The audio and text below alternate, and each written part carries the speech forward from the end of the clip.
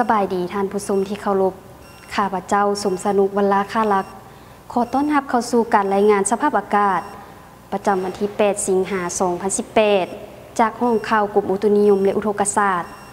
กรมอุตุนิยมและอุทกศาสตร์ได้ออกแจ้งเตือนฝนตกหนักและลมแรงอยู่บางท้องถิ่นแขวงภาคเหนือลงหาภาคกลางและภาคใต้ในระยะวันที่ 8 หาวันที่ 11 สิงหาคม 2018 แจ้งเตือนฝนตกหนักและลมแรงถึงพ่อแม่ประชาชนบรรดาเผ่าอำนาจการปกครองและอำนาจการจัดตั้งทุกภาคส่วนที่อาศัยอยู่บรรดาแขวงพงศลีหัวพันเสียงขวางหลวงพระบางนครหลวงเวียงจันทน์แขวงเวียงจันทน์ไซสมบูรณ์บริคำไซคำมวนสวรรณเขตจำปาสักสารวันเซกองและอัตตปือจงมีสติเกี่ยมพร้อมรับมือกับสภาพฝนตกหนักและลมแรงในระยะวันที่ 8 หาวันที่ 11 สิงหาคม 2018 ซึ่งจะเห็นให้มีดินเจือนน้ำท่วมสุน้ำท่วมอังขอให้เก็บเมี่ยนและเคลื่อนย้ายวัตถุสิ่งของพร้อมสัตว์เลี้ยงไปไว้บนที่ปลอดภัยห้องความกดดันอากาศต่ำได้พาดผ่านอยู่ทั่วทุกภาคของประเทศลาวปองเข้าใส่บริเวณความกดดันอากาศต่ำที่มีกำลังแรงปกคลุมอยู่ทะเลจีนใต้ซึ่งจะมีท่าเอียงเพิ่มกำลังแรงขึ้นกลายเป็นพายุหมุนเขตร้อนซึ่งจะส่งผลกระทบต่อบ้านเฮาปริมาณน้ำฝน24ชั่วโมงได้มีฝนตกในระดับคอยอยู่ในแต่ละภาคและตกปานกลางหาตกหนักอยู่แขวงภาคใต้เช่นแขวงจำปาสักแทกได้123มิลลิเมตรสารวัน 44.5 มิลลิเมตรและแขวงเซกอง 47.9 มิลลิเมตรสภาพระดับน้ำคลองแต่ภาคเหนือลงหาภาคกลางระดับน้ำได้สืบต่อลุกลงอย่างต่อเนื่องส่วนปากสีระดับน้ำได้เพิ่มขึ้นซึ่งในตอนเช้าของมื้อนี้แทกได้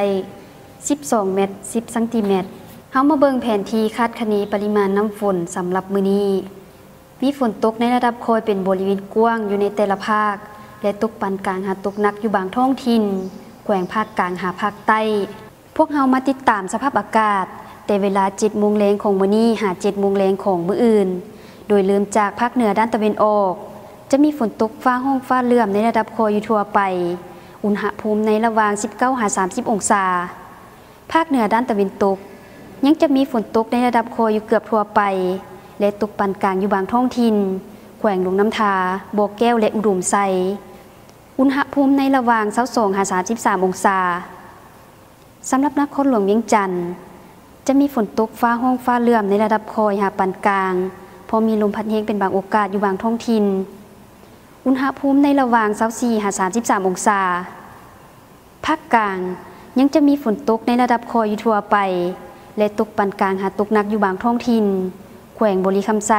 คำมวนสวรรณเขตพอมีลมพัดแรงเป็นบางโอกาสอุณหภูมิในระหว่าง 23-33 องศาสำหรับแขวงไซสมบูรณ์จะมีฝนตกฟ้าห้องฟ้าเลื่อมในระดับคอยหาปานกลางอุณหภูมิในระหว่าง 17-28 องศาภาคใต้จะมีฝนตกฟ้าห้องฟ้าเลื่อมในระดับคอยเป็นบริเวณกว้างและตกปานกลางหาตกหนักเพราะมีลมพัดแรงอยู่บางท้องถิ่นแขวงสารวันจำปาสักเซกองและอัตตปืออุณหภูมิในระหว่าง 22-31 องศาสำหรับเขตภูเพียงบริเวณยังจะมีฝนตกในระดับคอยหาปานกลางและตกหนักเป็นบางโอกาสอยู่บางบริเวณอุณหภูมิในระหว่าง 14-25 องศาพยากรณ์ระดับน้ำโขงสำหรับมื้ออื่นที่นครหลวงพระบาง13เมตร59นครหลวงเวียงจันทน์8เมตร57ปากสัน12เมตร22ท่าแขก12เมตร64นครไกรสอนภูมิวิหาร12เมตร8นครปากสี12เมตร45ท่านผู้ชมที่เคารพท่านสามารถติดตามข่าวพยากรณ์อากาศและแจ้งเตือนภัยได้จากกรมอุตุนิยมและอุทกศาสตร์โดยท่านจะเข้าไปเบิ่งผ่านทาง Facebook หรือ YouTube ทางการกระทรวงทรัพยากรธรรมชาติและสิ่งแวดล้อมท่านสามารถติดตามข่าวพยากรณ์อากาศได้ตื่มอีกในมื้ออื่นสำหรับมื้อนี้ข้าพเจ้าขอลาไปก่อนขอขอบใจ